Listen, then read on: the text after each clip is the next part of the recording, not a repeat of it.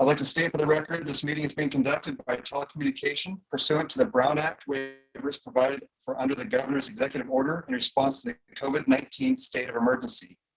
Subcommittee members, please remember that in order to prevent crosstalk or feedback, please mute your microphones until it is your turn to speak. Public comment, members of the public may comment on any item not on the agenda. To make public comment, please use the raise hand icon on your smart device or desktop computer, or dial *9 if you are using just your telephone. Please listen carefully to the chair or city clerk to address you by name or number, and for the audible Zoom notification you have been unmuted. Once you begin your public comment, you have 3 minutes to begin. That's all of that. Please limit your comments to 3 minutes. Irene, do you show anyone here for public comment? No hands are raised, Chair. Beautiful, and I don't see any other participants other than us, so. Okay, got it. And then, all right, so we'll move on. Communications. Is there any communications at all? Great. Chair, and yes, sir. School board members, we did receive a written communication from the school district dated today, March 10th. This is in regards to the city skate park. It's not on the agenda. It's not open for discussion, but I just wanted to note that the communication was received. We can place it formally on the next agenda, and we could also forward it to the city council. Great, thank you, sir. Moving forward, the approval of minutes from February 1st. If anyone to make a motion, a second on that. I'll move, Mr. Chair, approval as submitted. Councilmember I'll Walter. second. And Preston Addison, School Board President Addison. All in favor? Aye. Aye. Is there any nays? Beautiful. Okay, we'll move forward into number 5, current items for discussion. Oh, I'm sorry. David Kelly, is she here? Let me check the list. Do you know if your participant is here that needs to be here? Yes, Yeah. Michelle Ed is here from the Sonoma County YMCA. Okay, so with no complaints, could we move forward to 6D unless anyone objects to it? Hearing none. Irene?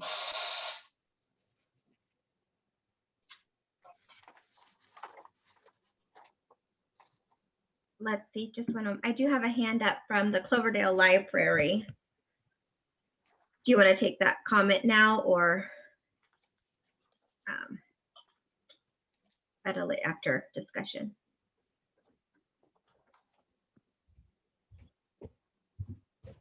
Oh, be frozen.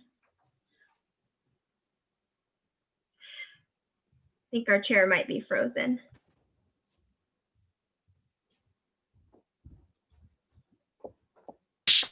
Okay, we'll give her a few seconds to try to come back. Anna, Sure. did you have a quick question? I'm assuming it's Anna. No, this is actually Donna Romeo. Donna. And I just wanted to know, we are going back to 5 items for discussion with regard to the bridge behind the library. We'll be back to that. Is that what I? That's correct. Okay. Thank you.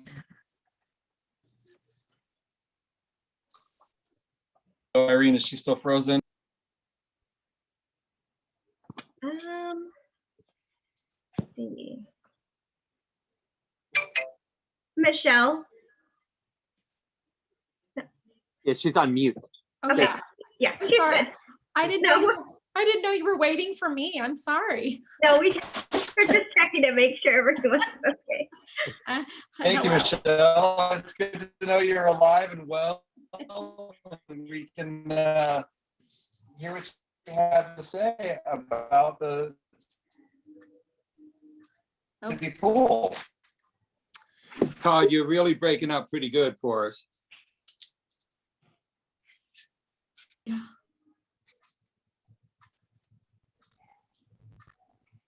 I apologize.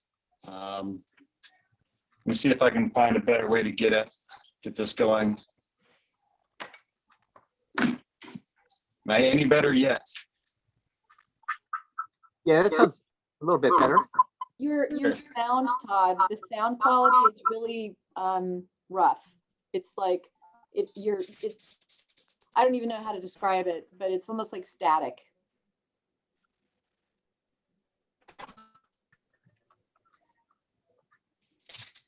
Chair, Is it if you, any better with my video? Worse. I'd say it's worse. it might have to do with the dual devices going on. Just take over the meeting and I will see if I can log in a different way. Gotcha. So we have Vice Chair Walter. Would you like to take over? Thank you. Okay, so Donna, you had a Okay, chance. to- Irene, can you go ahead and start or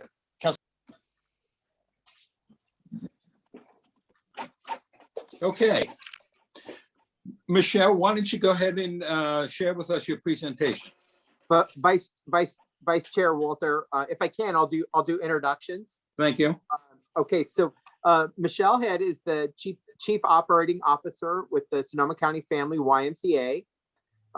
We have a long-term relationship working with the Y, operating our pool for on behalf of the city through a license agreement with Sonoma County.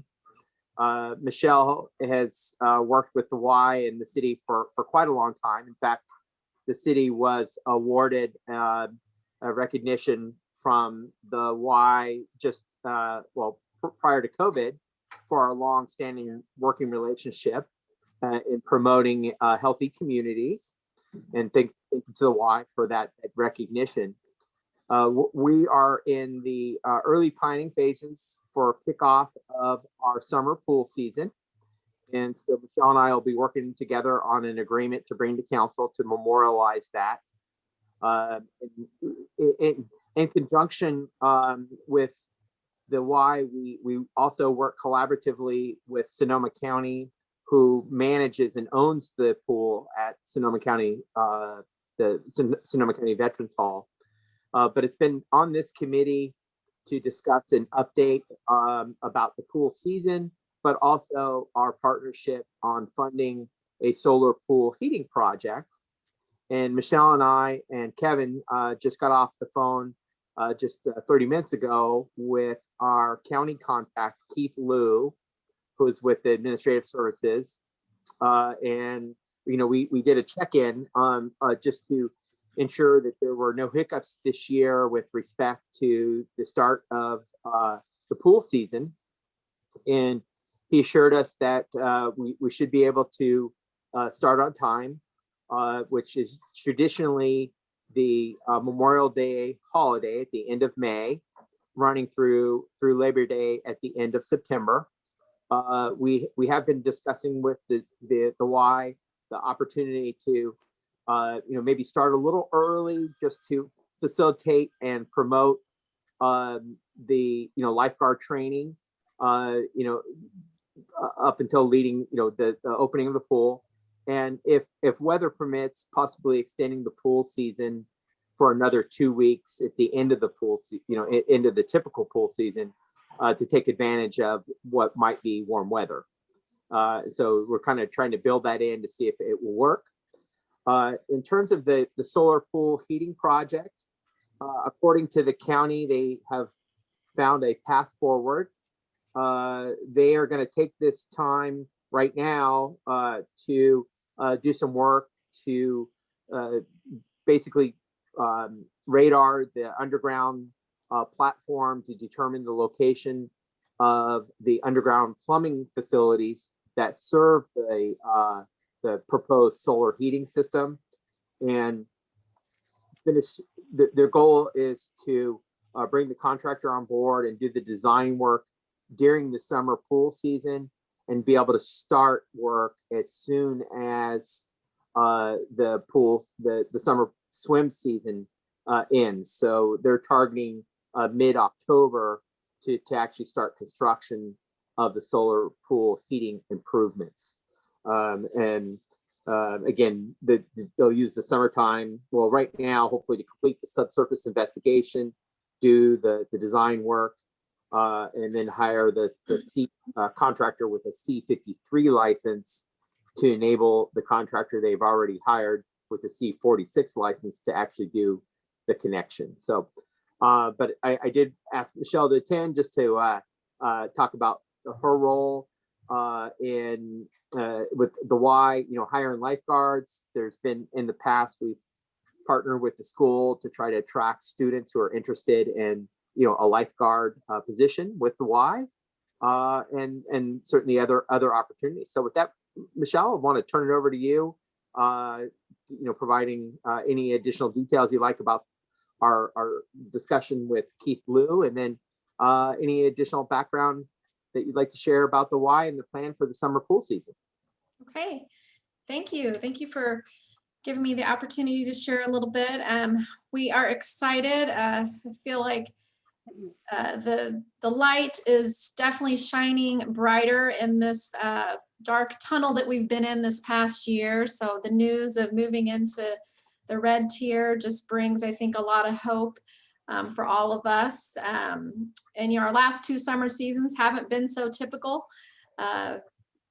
in part because of COVID last summer, and the summer prior to that, just due to the solar project and some other things, we weren't even able to operate a full summer season. So I think we're excited to get back and operating the pool. I know it's a really valued resource in the community, and we will be operating in a modified model this summer due to COVID. So still limiting the capacity and the kind of group sizes that we'll be able to serve. And I think, we're really hoping we can start offering swim lessons again. We weren't able to offer swim lessons last summer. And I think, when we talk about water safety and the drownings that we experience in our county, kids have not had swim lessons, and a lot of kids in almost a year now. So I think it's just really critical to be able to bring that valuable resource back to Cloverdale and be able to open those up to families.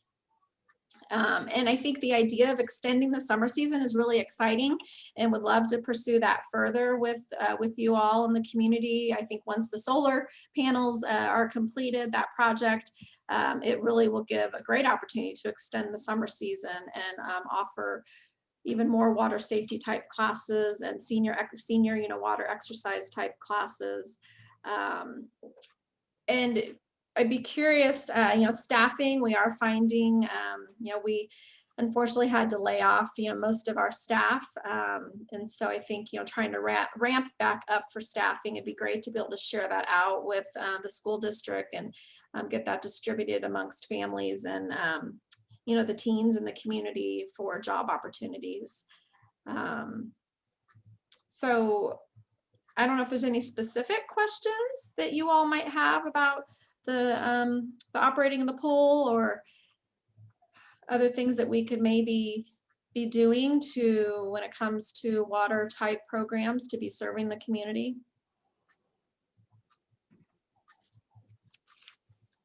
Justin, I know this was your baby, so I would imagine you would be the #1 person to come out with a couple questions or anything you might have on this.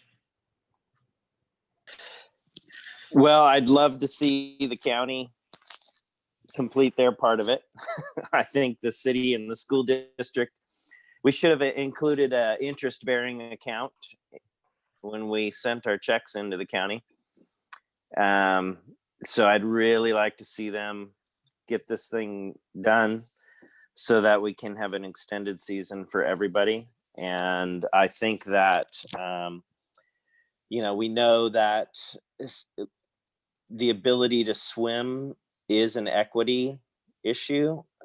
We tend to see people from lower socioeconomic households are the ones that we lose in the summer season in the river, that it tends to fall along those lines. So the school has, part of the reason we were very supportive of this was to make sure that our youth can learn to swim and have access to a pool there in town for everybody. So thank you definitely to the YMCA for pushing this forward and continuing to offer these lessons, and hopefully we can push the county to hopefully not push off the solar project another year and actually get it done so we can extend the season too.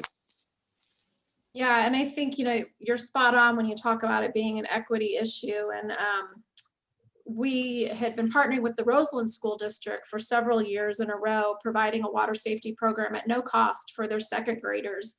And, that's kind of the sweet spot. If by the time kids are in second grade, if they can become water safe and understand how to be safe in and around water, it really is life-saving. And so I would love to see that model of a program be brought to Cloverdale. And we were able to provide that because of funding through New York Life and some other foundations.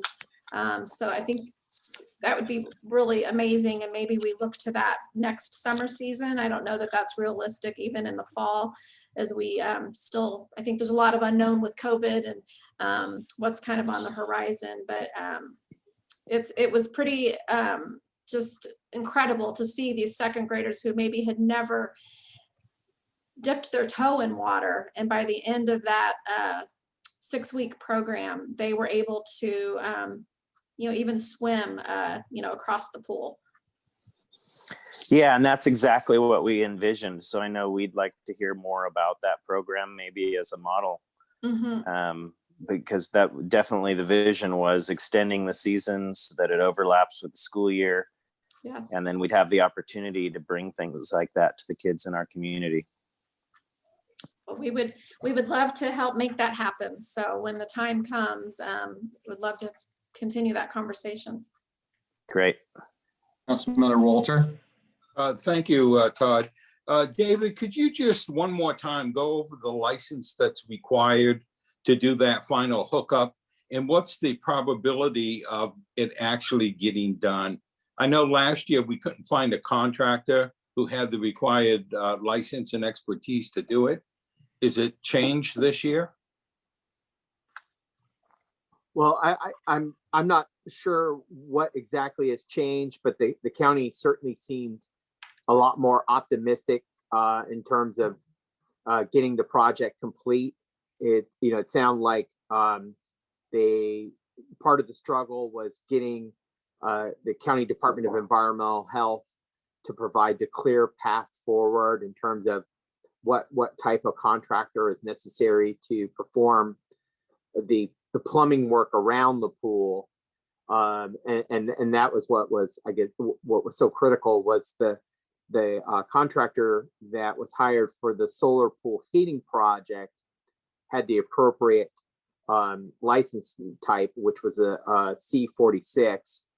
But environmental health was insistent that the work that's performed on the below ground plumbing be performed by a contractor with a C53 or underground license. And it sounds like they've worked that out. They didn't identify who the name of the contractor was, but it sounded like there was at least a clear path forward to getting the underground contractor to be able to perform the work and then coordinate the connection with the solar pool heating system that's performed by, I think that the contractor they had already had under contract was Aztec, which Preston did a lot of legwork to find them to be able to perform that work. I don't know, Michelle or Kevin, if you heard anything else. That was kind of the message that I heard from our county contact. It sounded like there was a lot of questions previously because the county admitted they went to PRMD to get the permit for the work, and ultimately PRMD would not take jurisdiction, and it fell to environmental health.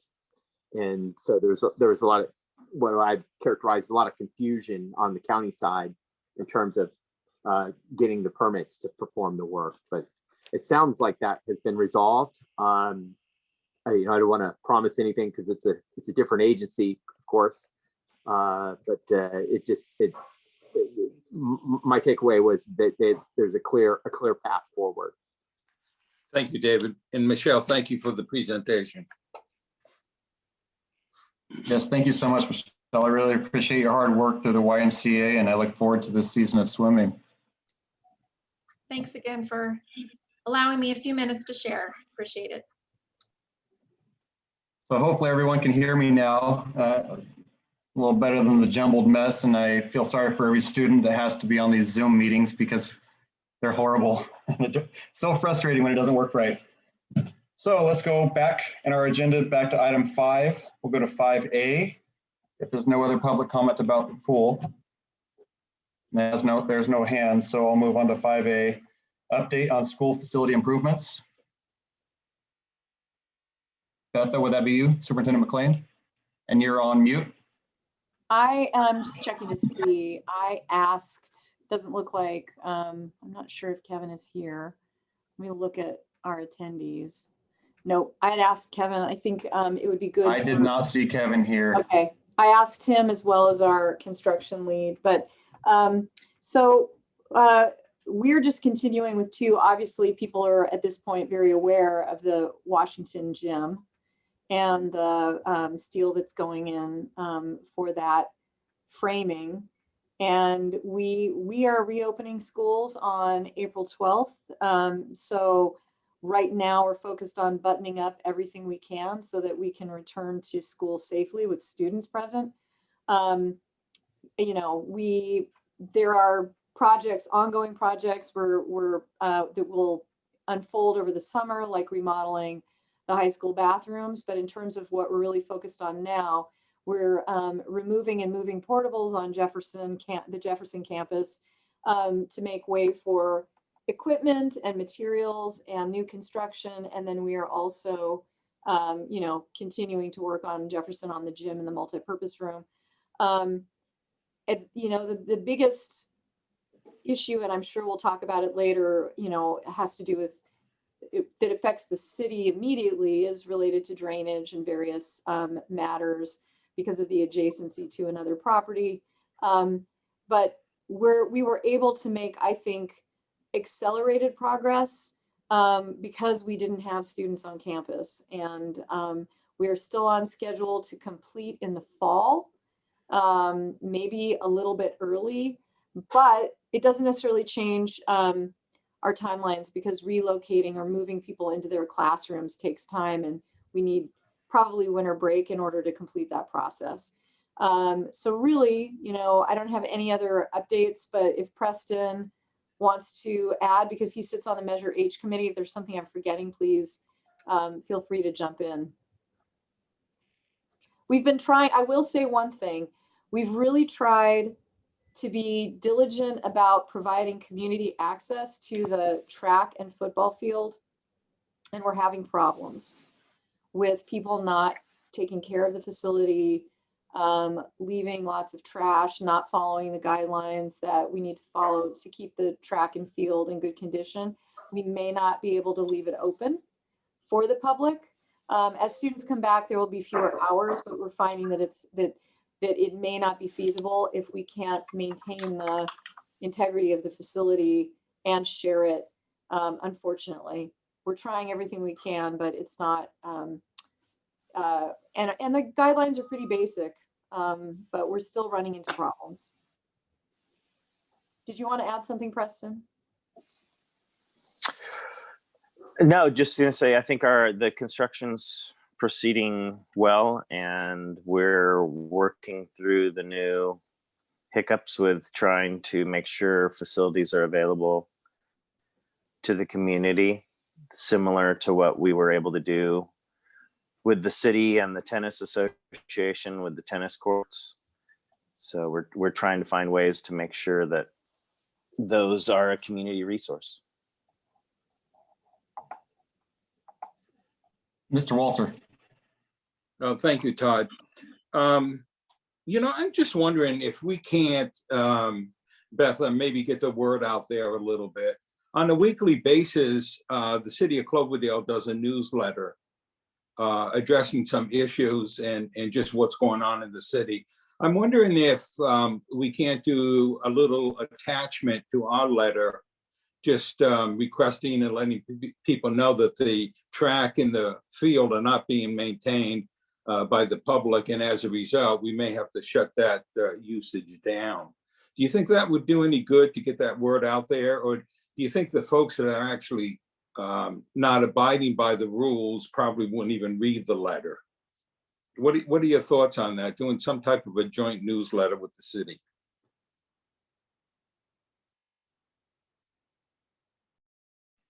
You're on mute, Betha. I know, I keep trying to mute myself as per the guidelines, but then I forget that I'm muted.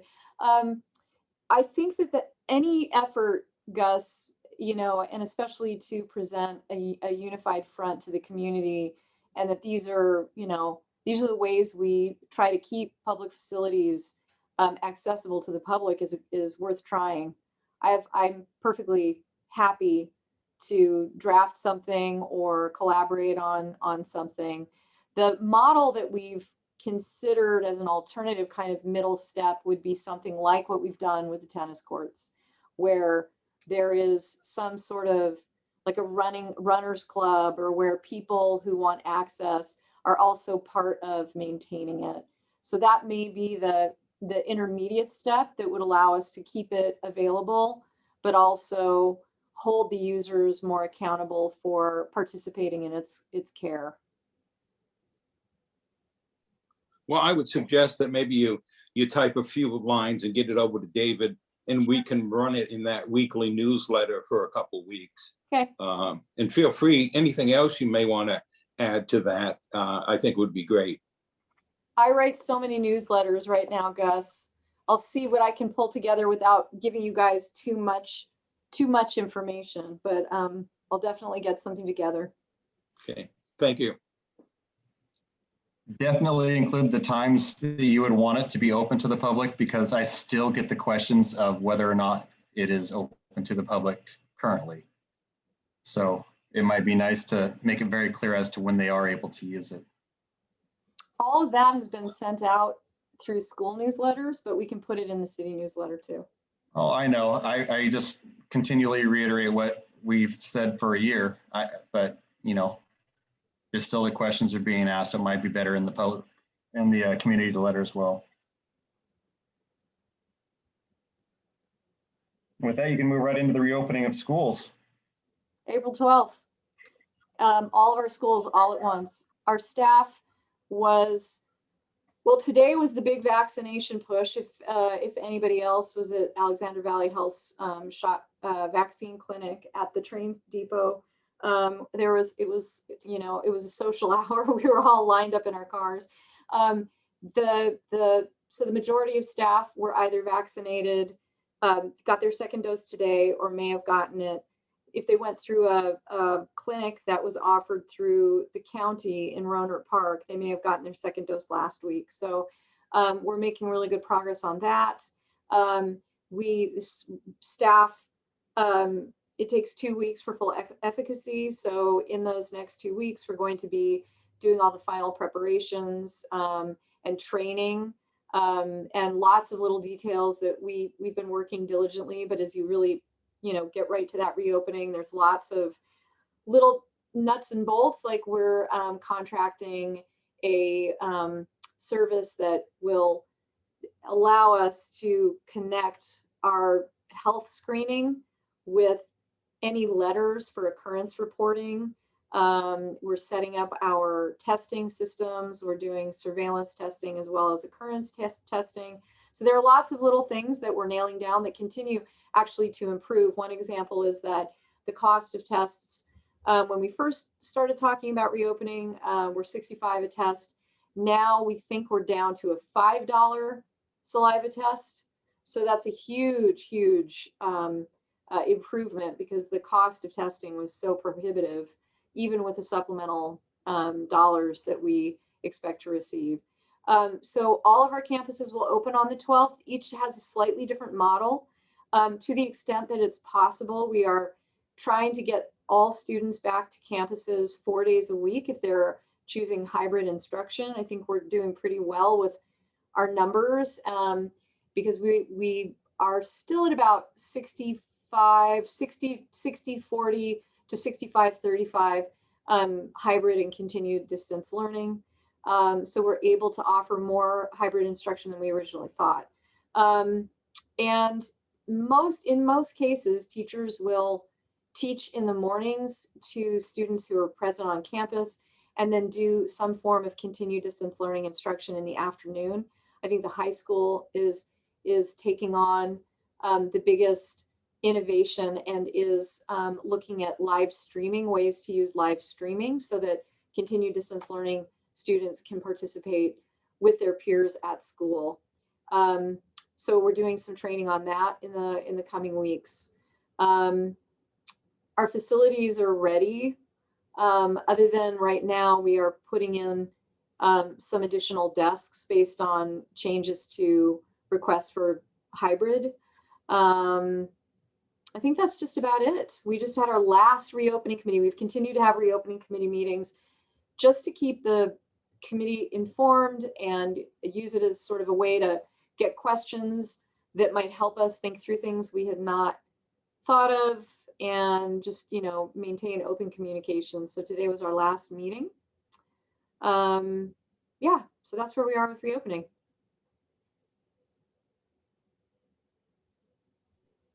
Questions from anyone?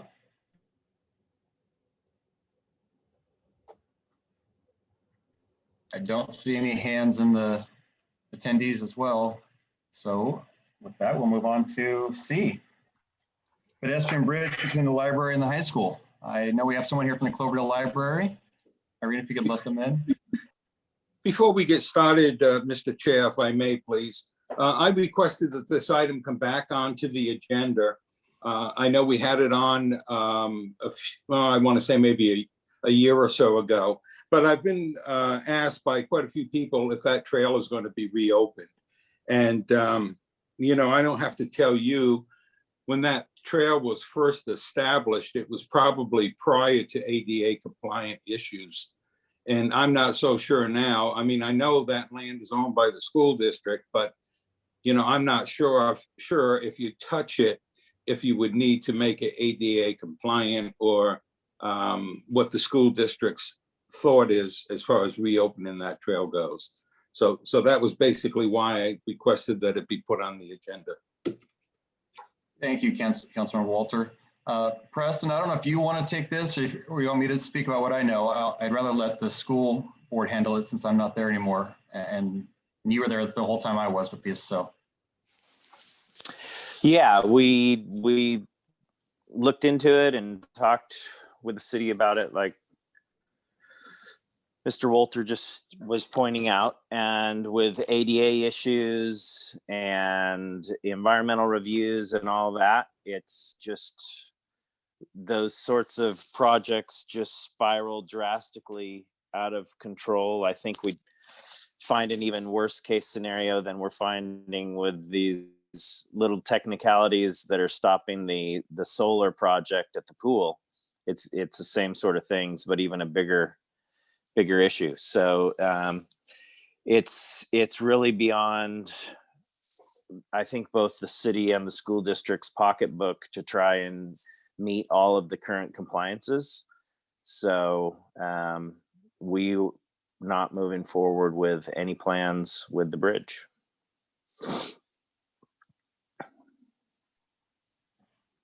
Donna, I see you here from the library. Would you like to speak on this behalf? I would. As Gus has stated, there have been several patrons and community members that would really like to see that bridge back in use.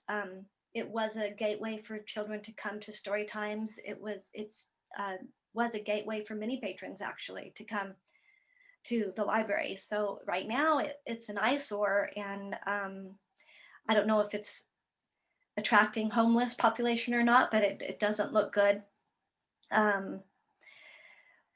So my understanding is with this conversation is that it needs to be ADA compliant. Does anyone have a cost? Preston, you mentioned cost factor, and Betha, you mentioned cost factor as well. What is the cost factor? Is there a number out there? Can we get funding from like the Lions Club or even the library? We can look into funding. Tell me more. Well, typically with something like that, and Beth, feel free to jump in. Typically, first, what you would have to do is hire somebody to develop a plan and put together everything that would be needed to write up plans, get them submitted, get them approved, and then the cost of those repairs. That's going to cost for sure upwards of 5,000, and I don't think it'd be a stretch to be nearing 10,000 for a project like that. So that would be the initial hurdle that would have to be funded, and that would be then what you can price out and find out what the actual construction cost would be. So first you'd have to do those soft costs, getting basically an architect or a civil engineer to draw up a plan and lay out all the steps to actually put in a repair a bridge like that.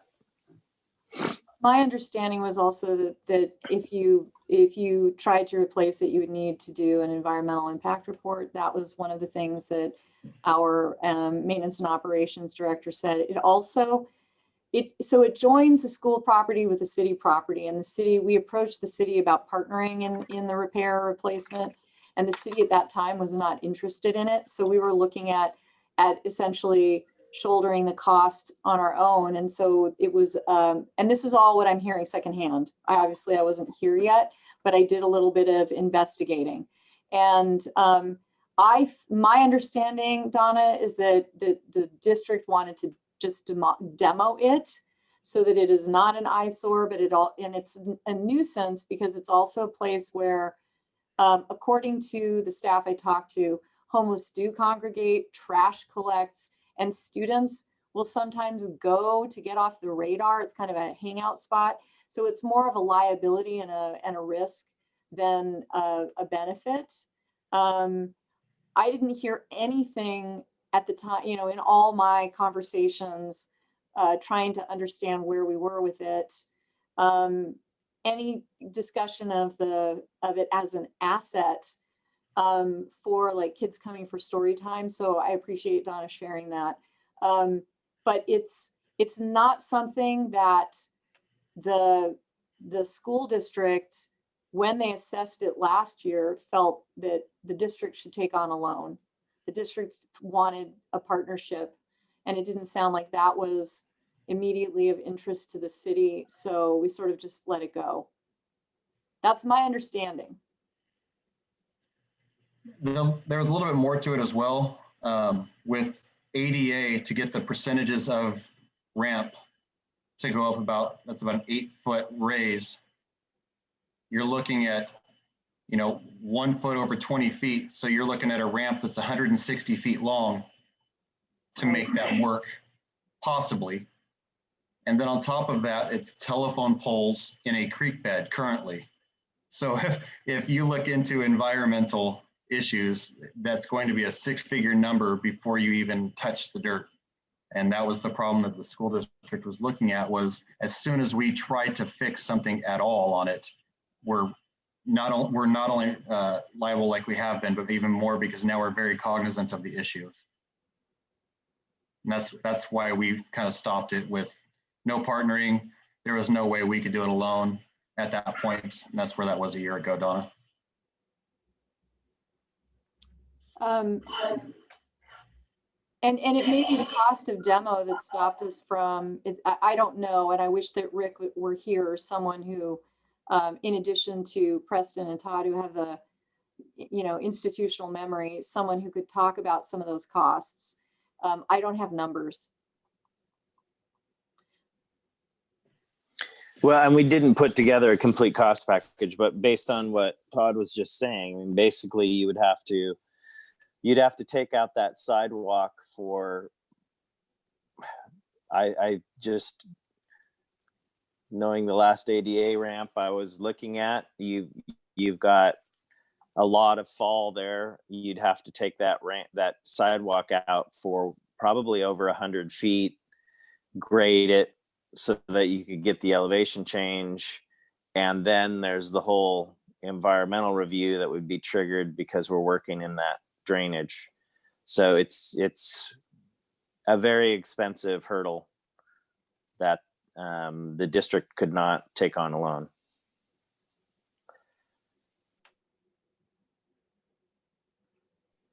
I appreciate the discussion. Thank you all.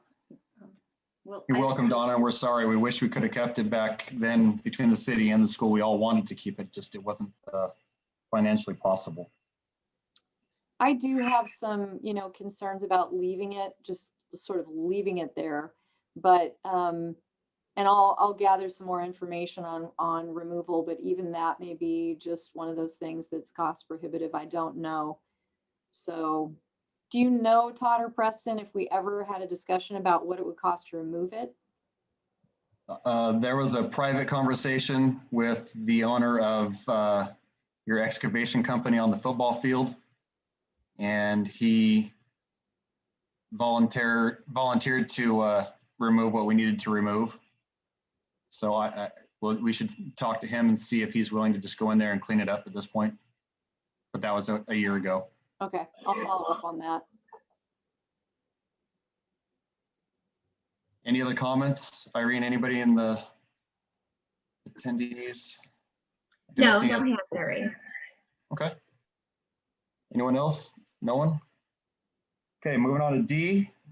Review and discuss draft Times Square stormwater alternatives analysis MOU prepared by Relgi and Race. Mr. Kelly? All right, thank you, Chair Lance. And Irene, if you can let in Sean Jean with Relgi and Race. I think he was here a minute ago. Let me check. Yes, I promoted him, and I'm not sure if there was someone else. I'm here. Okay. Well, I'll introduce Sean in just a moment. This item is in regards to drainage improvements for the Times Square project, as well as the drainage that is generated from the school site. What Relgi and Race has come up with is a proposed plan identifying two alternatives, which are outlined in the memo. And Sean, I'll ask you to go through those two alternatives with the subcommittee. Relgi and Race was retained by the city to perform the drainage analysis and has served as the civil engineering firm for the development of the Times Square property.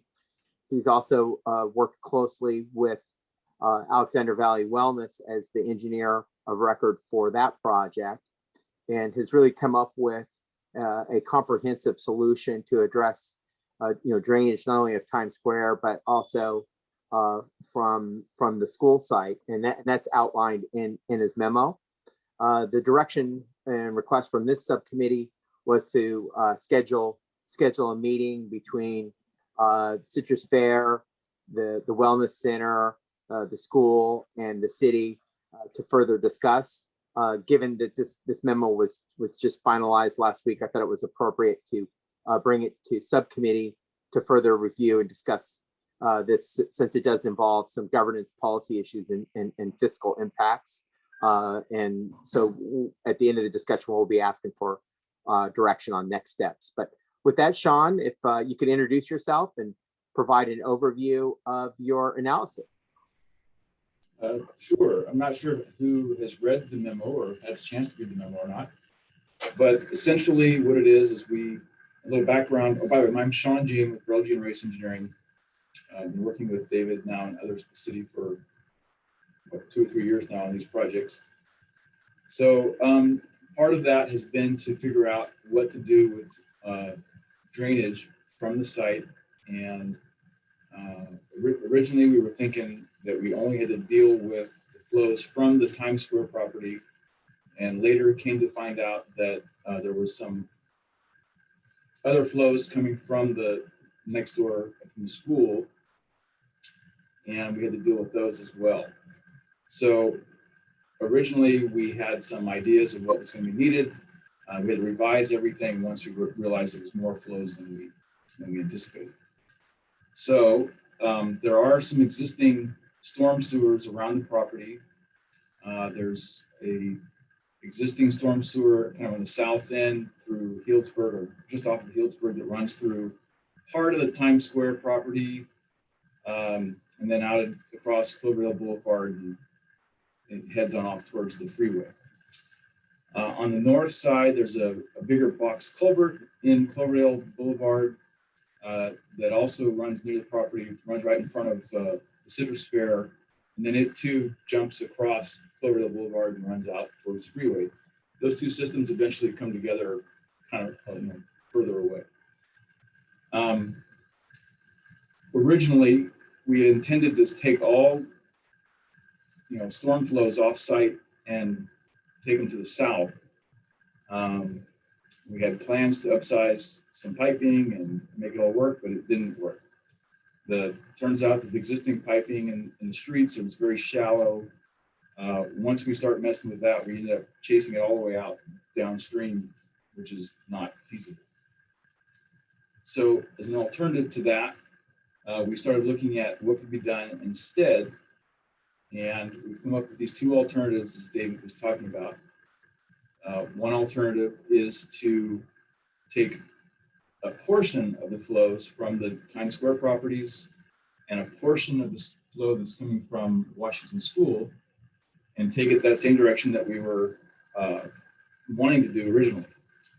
That flow is limited to about, with the current flows in the pipes, about 13 CFS. So we only can take about 60% of all these flows, give or take. So that means that we have to divert the remainder of flows north to that other box culvert that runs in front of Citrus Fair. So that's one option that we're looking at, and it's all kind of explained in the memo if anyone has a chance to read through that. The problem with that one option is that while we think there's sufficient capacity, we didn't have enough information to fully study the box culvert that's on the north side and know how much capacity is remaining in that pipeline. So the amount of flow we're putting in there is pretty small in comparison to the overall capacity, and we think it's fine, but without further study, we wouldn't know. So the second option that we've proposed is on-site detention. And that's common to do when storm flows hit and they're greater than the capacity of the piping. You build underground storage that serves two purposes. One, it holds the water for a time and maybe allows some of that to percolate into the ground the way we kind of want. But then when the storms are too great, it holds a lot of the extra and then releases that slowly over time so you don't surpass the capacity of your existing piping or whatever piping you have. So that would be the second option, would be put in underground storage on all the sites essentially, on lots A and B, which is the two that plan to be developed, and hold that flow and then release it slowly over time so we don't surpass any capacity of existing pipes. So that may be a desirable option if it's something that people have to weigh in on what they want to do. I think that's kind of it in a nutshell. Those are the two options we looked at. If anybody has any questions, I'd be happy to answer.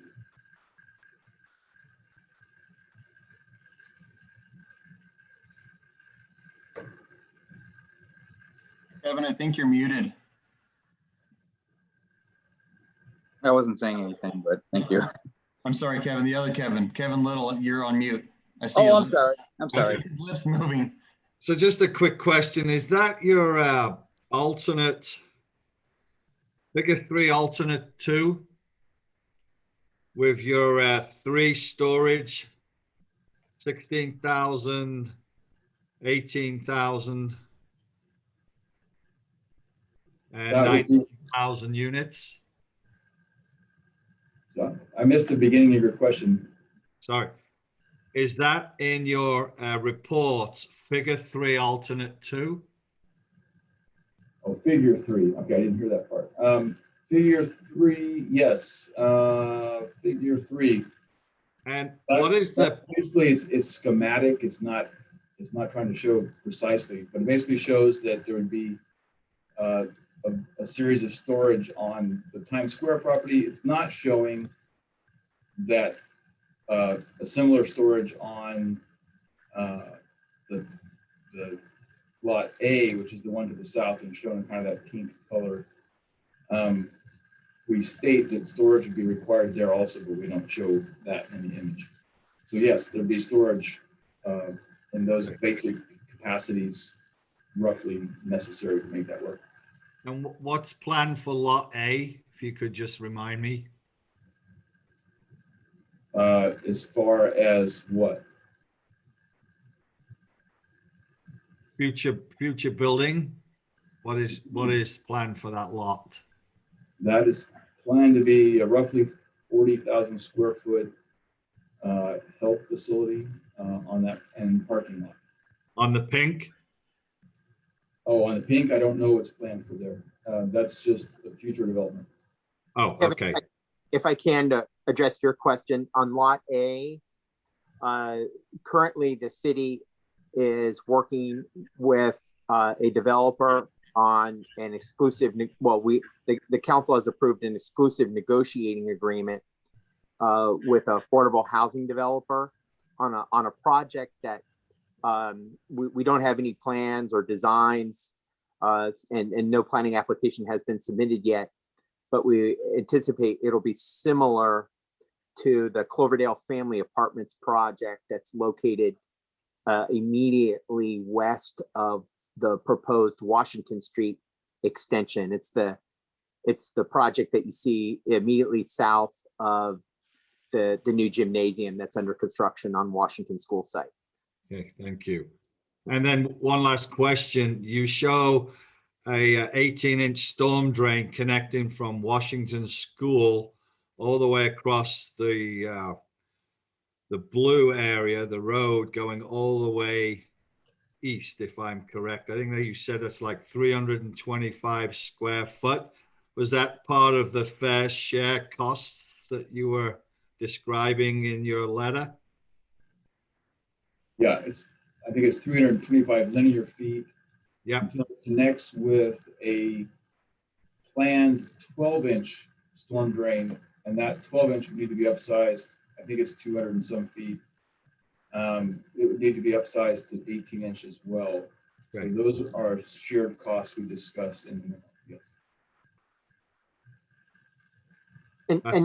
That's all I have for now. Thanks. Just some clarification. Appreciate it. Sean, could you share with the members of the subcommittee the difference between the two alternatives in terms of just the school aspect of drainage? The reason I asked that is because when I reviewed this, it looked like whether it was alternative 1 or alternative 2, the proposed improvements for the drainage improvements for Washington School were essentially the same. The difference being between those two alternatives, in my review, was just really how drainage is handled on lot B, whether it's kept on site, a portion is retained on site or not. Is that accurate? And maybe you can describe the philosophy behind the design. Yeah, that's correct, David. So for the school's sake, it's exactly the same. Where the new multi-purpose room is going, or the gymnasium, I'm not sure what it's called. We show a 15-inch pipe being brought out from there and connecting into the future storm drain system that's going to be in the Washington Street extension. And that's in both alternatives, it's the same. And the same thing with the 18-inch pipe up near Citrus Fair Drive. There's an existing storm drain outfall that lands on lot C right now that will end up being right in the middle of the street when the street is built. And so that will also need to be captured in a new pipe. And for either alternative, that will end up going towards the north through Citrus Fair Drive to get to the rest of the system. And so the cost for this that we figured for the school's fair share were really exactly the same for either alternative. What is the total cost? Hang on a sec. The total cost of the school's fair share portion? No, the school's fair share is 55,000. What's the total cost? I don't know. We didn't figure that part out. Well, then how did you divide it up and get our portion? If you read through it, it said if we had to go through and upsize that 12-inch pipe, we came up with a cost for doing that. And we came up with a cost for extending the 15-inch pipe and the cost for extending the 18-inch pipe. So those were the only costs we looked at in this. So I didn't catch all that because I was having some technical difficulties. So if there's a fair share allocation estimate, then there should be a total cost estimate. Well, that's not what we were looking at. So Well- that would be, we have to start with the total cost estimate, and then who is this divided between? What are all the parties that get a fair share allocation of? So right now, I don't know who's developing lot A. There'll be a fair share to that lot for their drainage. Lot B is we assume the Alexander Valley healthcare system, and their costs are going to be much greater than that. At some point, I'll be figuring out what their costs are. I have not done that yet. But they're basically, Yes, it's hard to have a conversation without knowing lot A, B, C, Citrus Fair, the properties, all the properties that are upstream of the school that sheep flow across the Washington School property. So we would need to know what all the parties are and what everybody's share is to have a real starting point for a conversation. This is also very different than, we had agreed to run an extension basically across lot C while we had excavation equipment on site. And that was the gentleman's agreement made between city staff, city council, and I think you were the one there at that meeting as well a couple months ago. So this is a very different approach that I kind of feel we've been sideswiped with here than what we had all had a handshake and a gentleman's agreement on when we left that meeting. I also would put out there that, historically, this is where the sheet flow goes. I know some of it is concentrated in a bubble up, but historically that's where it goes. And I don't see how a developed property upstream becomes responsible for historical flows that go across another property. It's always borne by the developer who comes in later. It just, putting this on the backs of these kids doesn't seem like the approach we agreed to a couple months ago. And you say you haven't even calculated other people's share. You're just putting a share on the backs of these kids. So I have a real hard time with having any conversation on this without the full picture. Our development lowers the historic flow across here. So everything we're doing lowers the historical flows across that property. the flows don't get lowered necessarily. They do get lowered because we had hardscape right up to the edge, which has been taken out. And now the flows go into a retention and percolation pond. So they will be percolating into the soil there. So it is lowering the historical flows. It lowers the low period flows. It doesn't lower the peak flows. So And again, I think before we can go further on that conversation, look, I'm a biologist, I'm an ecologist. I know how it works. I'm also a builder. We are lowering the flows with our development. And until we have our civil engineer here to be part of the conversation too, again, we can't really discuss that because you're not going to convince me that removing the amount of hardscape we're moving, and now that area is becoming soil at the lower corner of the property, the part that is adjacent to lot C, there's going to be infiltration there that lowers the flow. And there's a retention area there that lowers the flow. Good point. Okay, agree. It's The way these things are designed, and this is the same thing we're doing in our alternative 2 here, is that when you hold the flows, you have an option. You can put some storage capacity in, hold the flows so that you prevent them all from escaping at once. So if you guys have detention under there, then that's what's happening. Probably you have some sort of restricted outlet, but it only works to a point.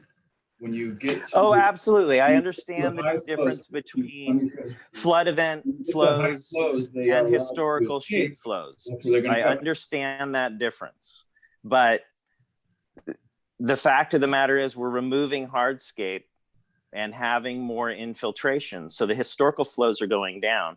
The other part of the equation that I just don't get is if I had a house there where Washington School is, and there was a vacant lot where Times Square is, and somebody came to build a house there, I would not be charged to put in a new storm drain so that they could develop that property and put a house on it.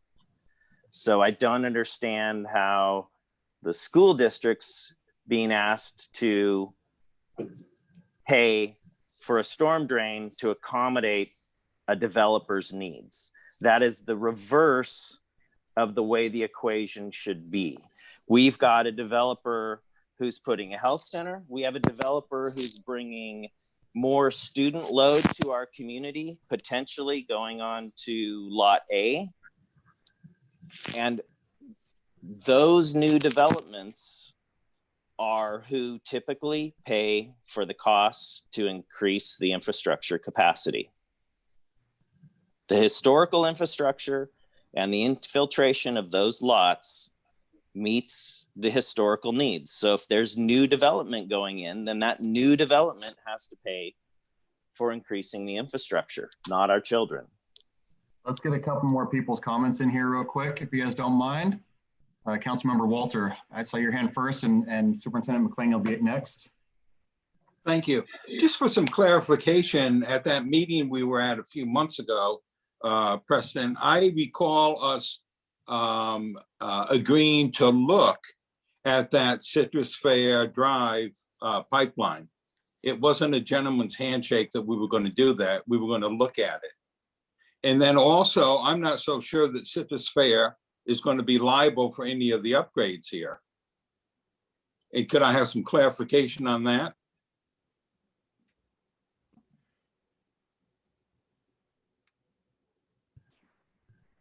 You're asking me, I don't know. David, you'll have to respond to that one, I think.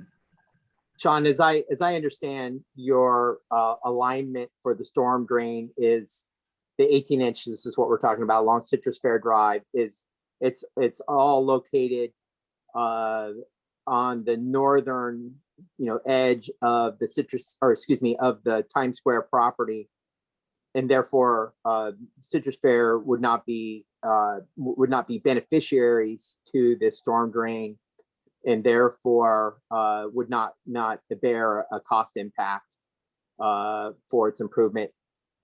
There may be some temporary construction easements that would be necessary to obtain from Citrus Fair with their agreement to perform the improvements, but I don't think there's any connection to this storm drain system to the Citrus Fair Drive. To your comment, Councilmember. So have the runoff calculations that come across the part of Washington property that flows across the part of the Washington Road that we owe directly onto Citrus Fair property then been deducted from the calculations? Because it would seem then that part of the historical flows which go from about 3/4 of the width of our property directly onto Washington Street and cross onto Citrus Fair property, should not be part of the calculations. Otherwise, Citrus Fair would need to be a party of this. If we're taking all those sheet flows from over that end, which flow directly onto them, and using them to calculate these needs, then let's just leave them flowing onto Citrus Fair then. That should be deducted from the calculation. Right now, there's no flows from the school onto Citrus Fair. The bubble up all ends up on the city's lots. There used to be one big lot, now it's 3 different lots. Well, I can tell you that's wrong, because I was at the meeting there with the civil engineer, and our civil engineer says much of the flow goes on to Citrus Fair property across Washington Street. Not bubble So up. again, we're going to have to get the civil engineers here to really have an intelligent conversation, because we're being told one thing, and I understand topography, I understand hydrology, I know where it's flowing. So it is flowing onto Citrus Fair. So you're trying to put it on the children's backs alone. The flows from the bubble up do not go to Citrus Fair. They flow. The bubble up doesn't, but not everything. The numbers that are being used aren't just what's in the bubble up. You're measuring the flow calculations from the entire property, and the entire property doesn't go through the bubble up. So the numbers we're using came from your engineer, telling us what percentages came from. And the numbers from the engineer were for the total property. No. Mr. Chair, I'm going to recommend that we kick this can down the road to the next meeting. It's turning into nothing more than a shit fest at this point. I'd like And to comment. That's found a it little very inappropriate, Gus. Well, that's okay. Let's be professional here, Helpful. Gus. Yeah, let's get everybody at the table if that's what you want. For us to sit here and go back and forth. That's is what we ridiculous. asked for. I'd like us to be Everybody's professional, done. Gus. Hey, everybody stop right now, please.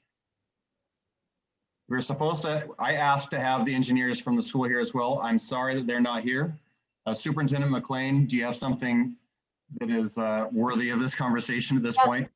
We can, if we know what we're being presented with is not what was discussed when we met at the site. So we need to bring our engineers, we need adequate time to get our engineers here. We did not have that to get the right engineers to the table. I will also say that, like Preston, I feel a little blindsided by this proposal, because we made agreements about calculations regarding flow, and the city's engineers requested information from our engineers. There was, sort of an agreement about the next step. And we wanted to kind of make what would you call it, a good faith gesture to contribute to something that we do not believe is our responsibility while we have heavy equipment on our site, just to, be peacemakers. And now it's turned into something we don't agree is our responsibility. So yes, I do want to bring the right people. No, this is not what we discussed when we met previously.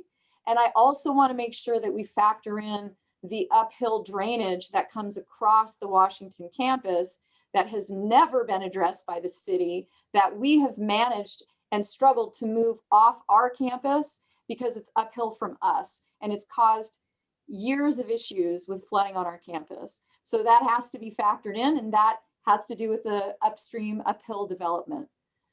So I wanted to make sure that we circled back to that. Thank you so much.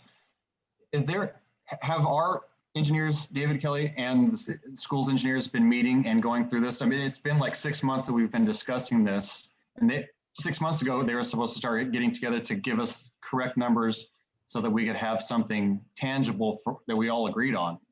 I mean, 6 months seems like plenty of time here, no matter which side of the table you're sitting at. Chair Lenz, if I can, I'll take your question. Thank you. When we met on site, we didn't have Brelgy and Race under contract to perform this work. So we had to contract, and put a budget in place to establish the drainage work. So that was part of it, was just the normal contract process, obtaining a scope of work, developing the agreement and so forth. And I know Brelgy and Race, they're really a private development engineer, did coordinate with the school district's engineer on getting the drainage flows from the 3 different outflows, and did not, I don't believe, take into account the most northerly drainage. And I'm frankly, I don't understand where, as was the comment today, that was missed, because I certainly believe that this was the solution that was discussed, was taking the storm drainage from the bubble up, connecting it, and then the overflow from the lid facility. I do think there was 2 potential options that were discussed with the lid facility, either a direct connect to the pipe that was going to be proposed within the Washington Street extension, or bringing it north and connecting it to the bubble up. So bringing those 2 flows into one location.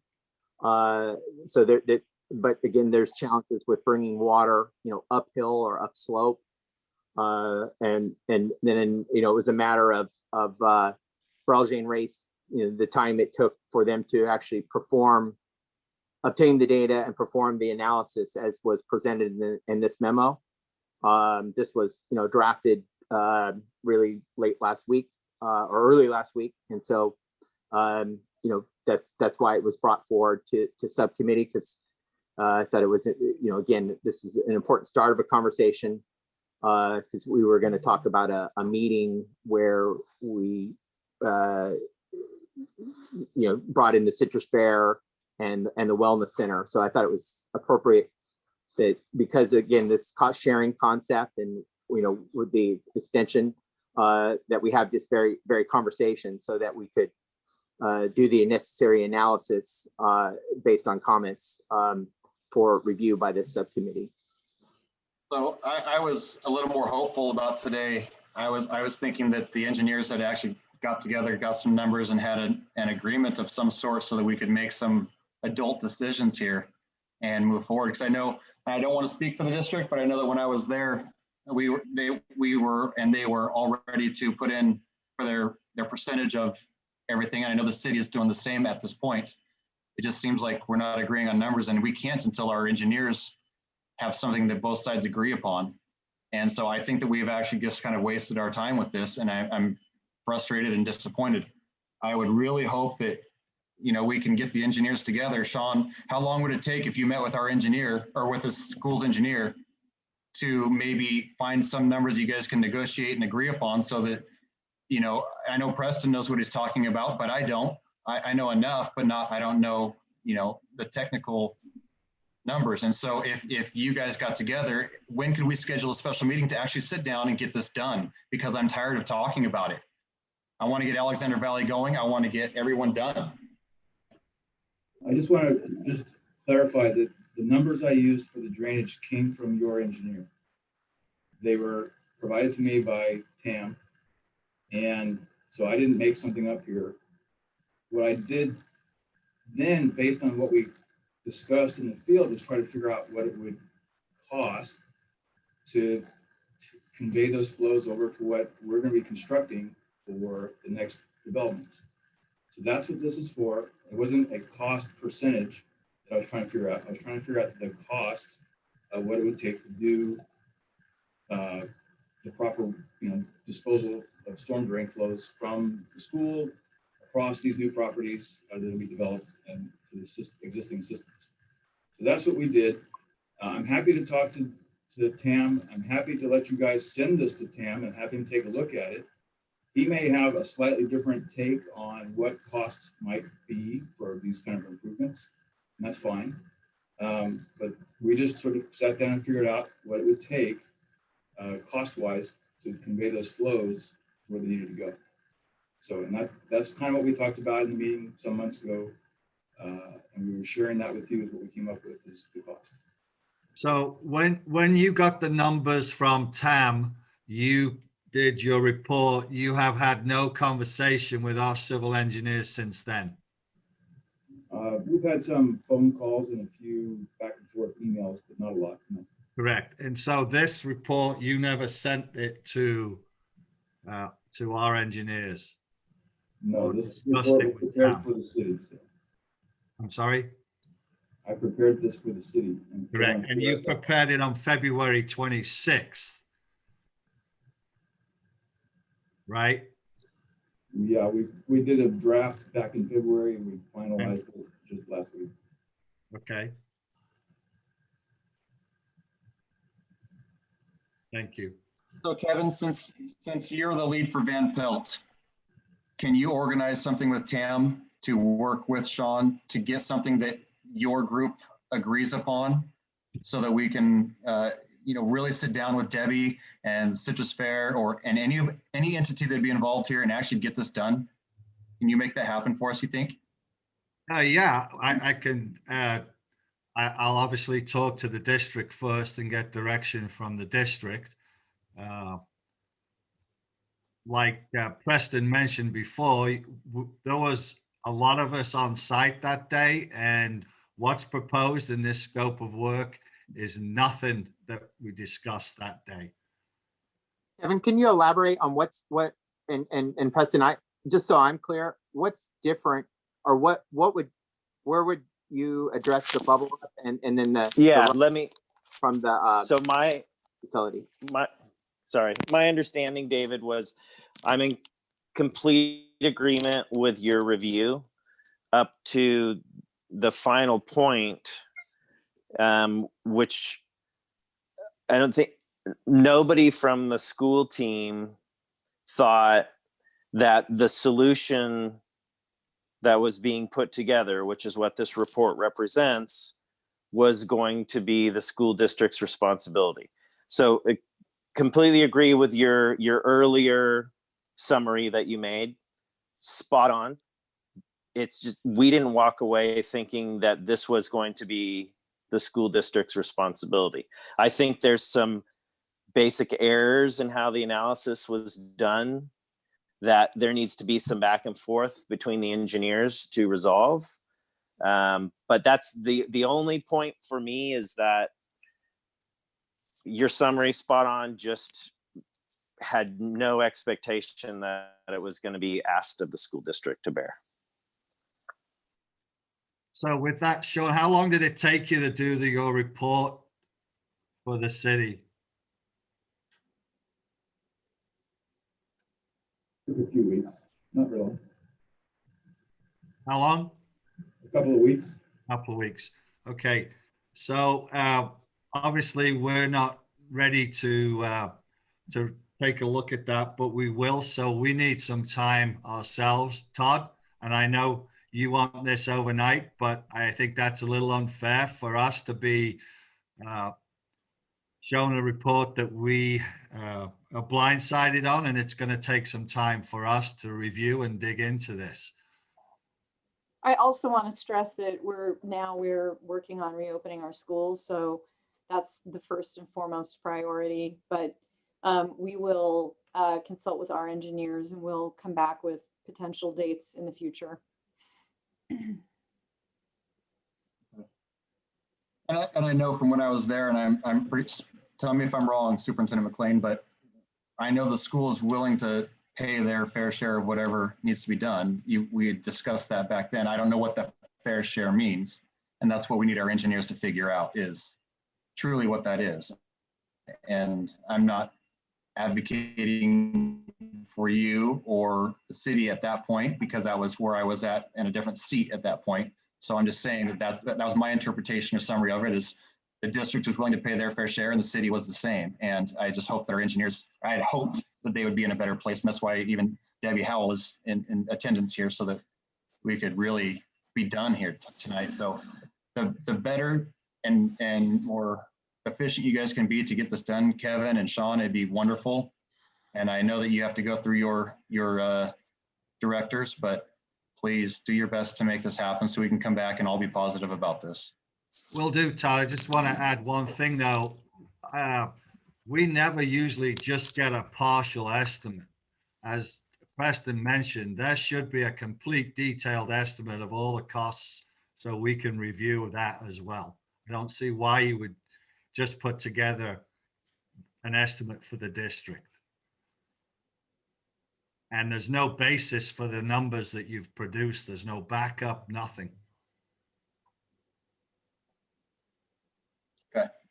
Well, we're not going to get any. And just to clarify, Todd, I assumed at that meeting that our fair share was redoing the pipe where the bubbler is. It wasn't going to be laying the storm drain up to Citrus Fair, or if the other solution had worked out off the other end. I had assumed that that portion was our fair share. I would agree with you on that one, Preston, but that's not for me to negotiate. Yeah, no, absolutely. We need to, I really think everybody's in agreement. The engineers need to work out all the details so we can all actually make quantitative decisions.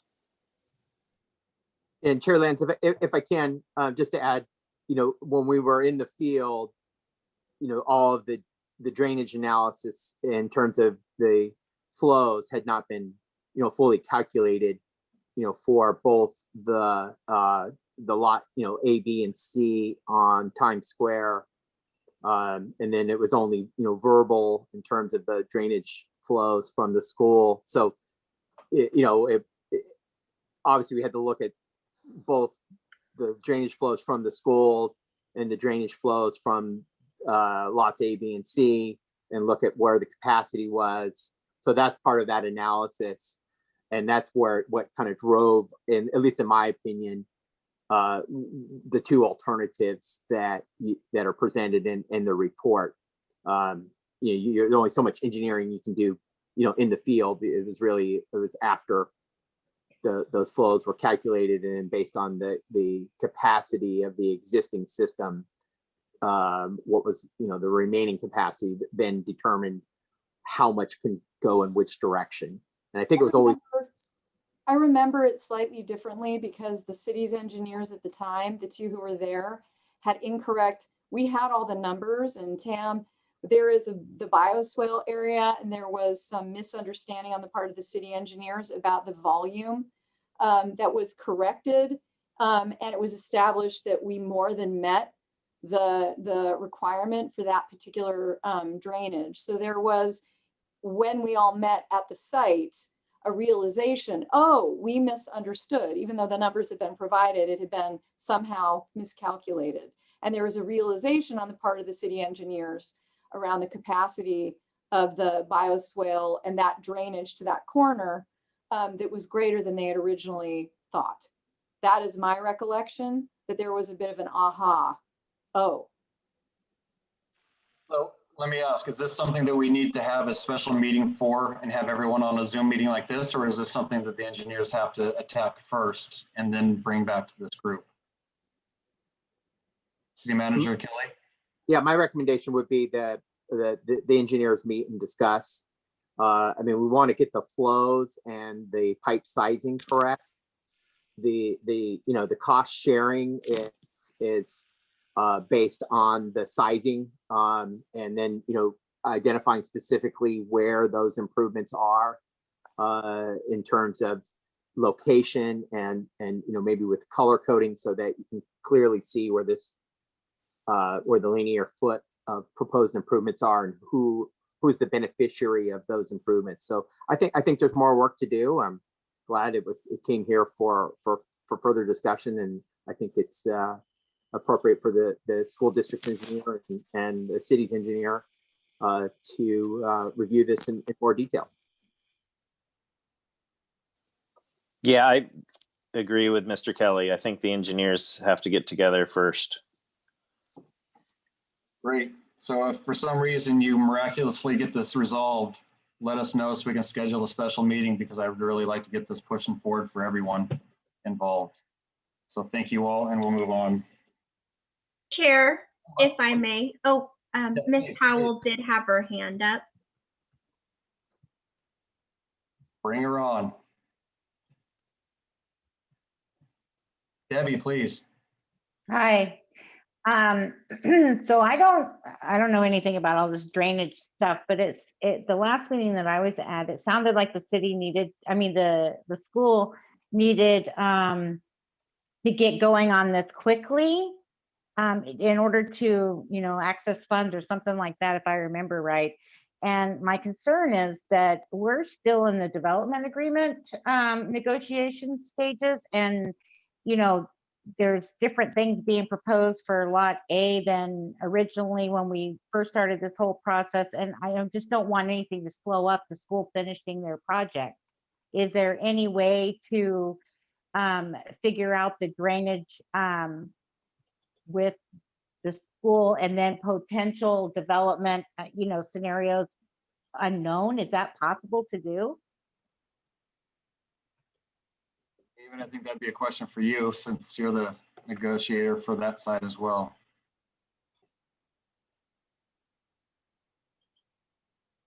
A question for who? Mr. Kelly? Well, I mean, we're committed to, I mean, we've been paying the full cost of the analysis. We'll continue to,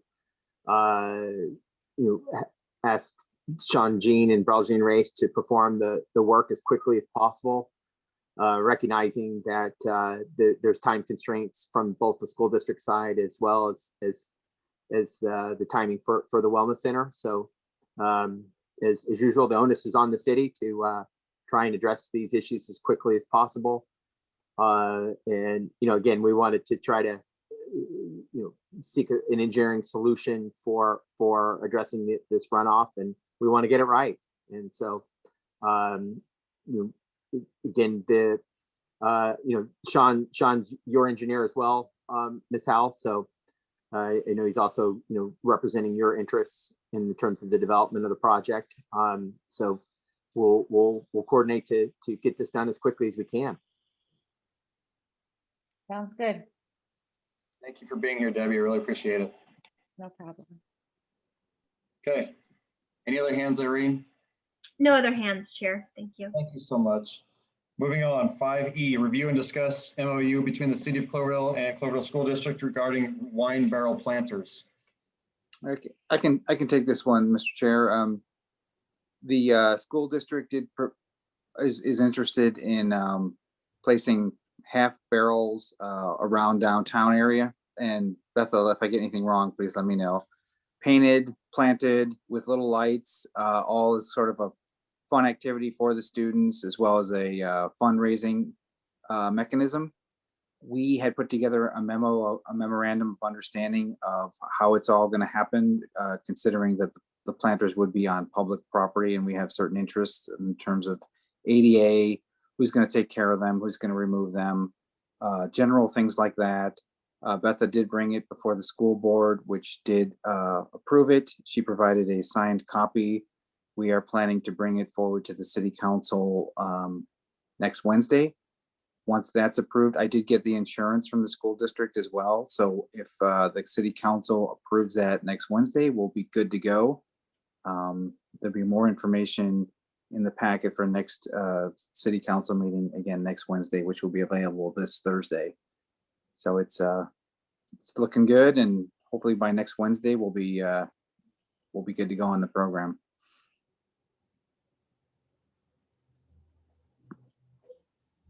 I don't know if anyone would like elaboration, but there will be sort of a little art walk that people can take to visit the painted barrels with information about the student artists, with QR codes that can be read with a smartphone, and that bring up a little, sort of narrative about each of the barrels.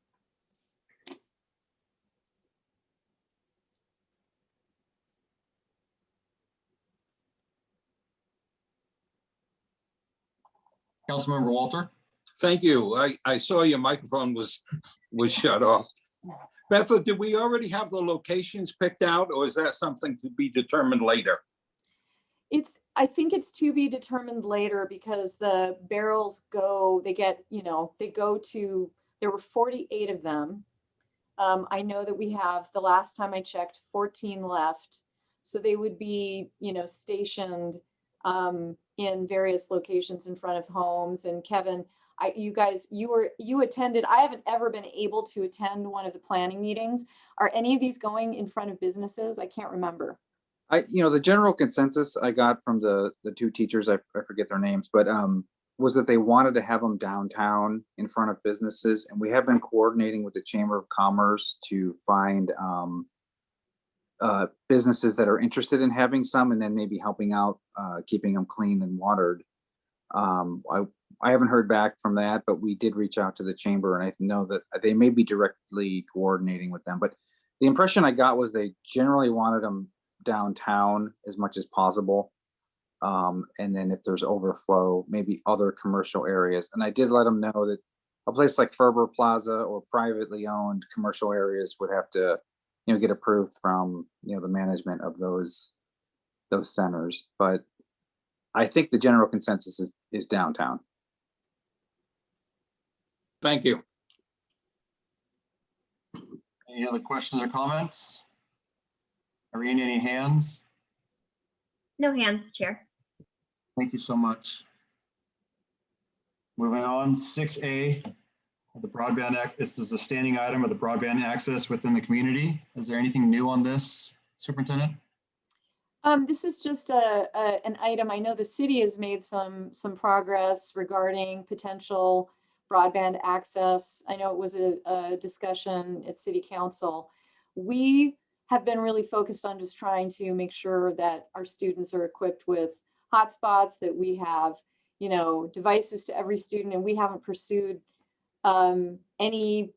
anything beyond that, other than conversations with the city about how we might be able to help make this happen, and where it makes sense in town to try to open up access. So I know it's a standing agenda item. I didn't come with new information, but I know it seems that it's something that we're all interested in doing for the community as a whole. I know that the City Council is moving towards some smaller antennas that Kevin's looking into, and things going on as well. So I know that the city's working forward and trying to make this better as well. Is there any students at this point that don't have access that you know of? It's, Todd, I want to say, every student has one, but I'm constantly surprised that we still find that we have families. It might be that they have too many people trying to use one hotspot for school. It feels to me like we're still finding ways that we can improve student access, but if a student needs one, the student gets one. I think some families still might not know that, so they're going through the library, or they're finding places to access Wi-Fi.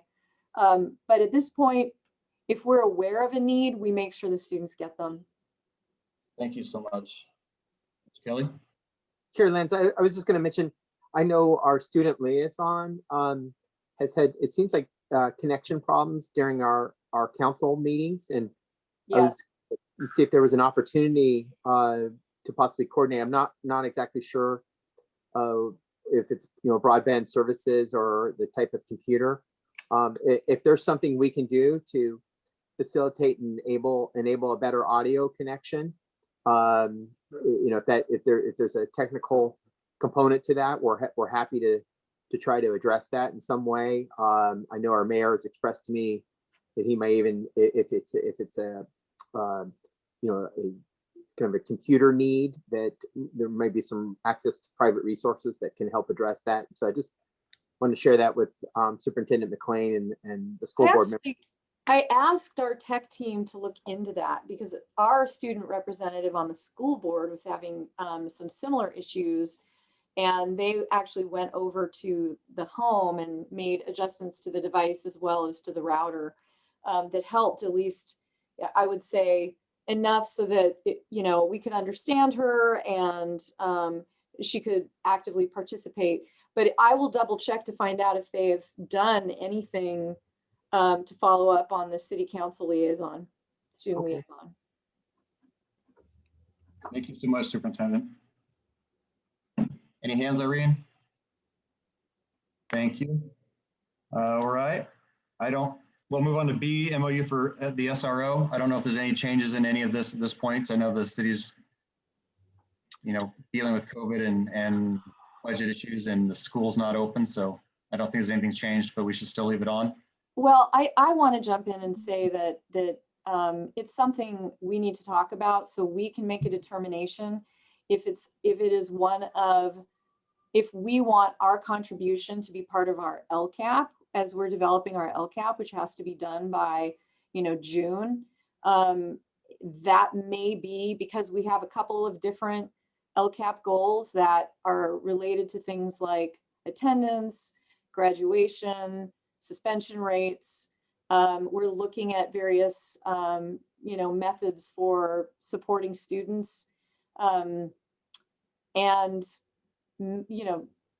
finding alternatives to suspension. And I think that the SRO might be something we could write into our LCAP, or at least a portion of the SRO. So we need to, I'd like the police chief to be in the conversation, obviously, to make sure that their staffing is available, but I wonder if we could agendize it.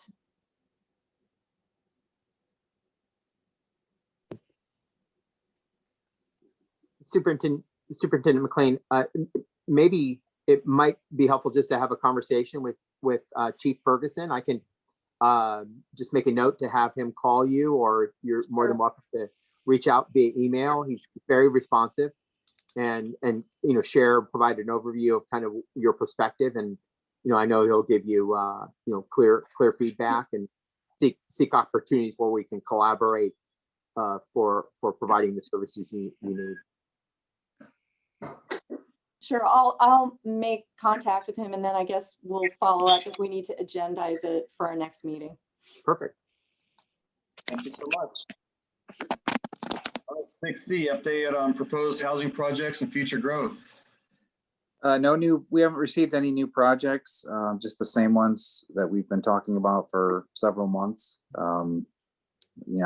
Baumgartner and I don't know if we've discussed the Dry Creek Rancheria that's on the south end of town. That's senior housing. So they will be subject to impact fees, but probably won't contribute any students given the nature of the housing. The one on Times Square we've talked about, which is in discussions now. And then there's the approved Vista Oaks up on the hill there on the north side, which has been talked about for 25 years. So I'm not sure about that one, but no new applications. Thank you, Kevin. I do have a question for you, Kevin. I don't know if it's housing related or not. So if it's not, tell me. There was some dirt movement on Asti Road near All Coast, and it looked like they were trying to make some type of leveling it out, or I didn't know what they were doing. I just saw it all coming in. I wasn't sure if that was something that I don't know about, or is. There's no approved project. I'll ask the building inspector to go over there and take a look and see what's going on. There was probably, I'm guessing 150 yards of dirt moved and piled and changed. And I was wondering. I'm not aware of a grading permit. I'm not saying they don't have one, but I'll have Mark Harris take a look. Thank you. Not trying to be a rat, just didn't know if there's a project I didn't know about. Any hands, Irene? I'm sorry, I should look myself. No hands are raised, Chair. Thank you. Okay, information, memos, announcements, anything else? We have an encroachment permit we've been trying to get processed for the elementary school. I think we'd had a Zoom meeting a while back. I think we've done everything. I know they put in pervious pavement and things like that. So hopefully that's moving forward with you guys, with the city. I'll follow. Understand, Kevin, if you can follow up with Eric Jansen on the staff. Definitely. Thank you, guys. I appreciate it. Thanks. Any future agenda items? If I could just add to that, David, real quick, and Todd, Mr. Rinken said that he would get comments back to us this week. We would really, really like to get those comments and have our encroachment permit approved, as we are close to a critical delay to the Jefferson School project. Thank you. Thank you for your comments. I'll send a follow-up email to our city engineer. Councilmember Walter. Good, thank you, Mr. Chair. No one else? Anyone in the audience? No hands? Okay. Any pending items? Good of the order. I'd just like to say thank you for everybody for your passionate conversation today. I know it didn't go the way we all wanted, and I apologize for those that I was really hoping it would solve some issues today, but I guess we have to wait just one more meeting, and I am confident that level heads will prevail. So our next meeting is scheduled for Monday, May 17th at 5, unless we end up with something great to talk about. And with that, this meeting is adjourned at 6:43. Thanks for staying longer. Thank you, you. everybody.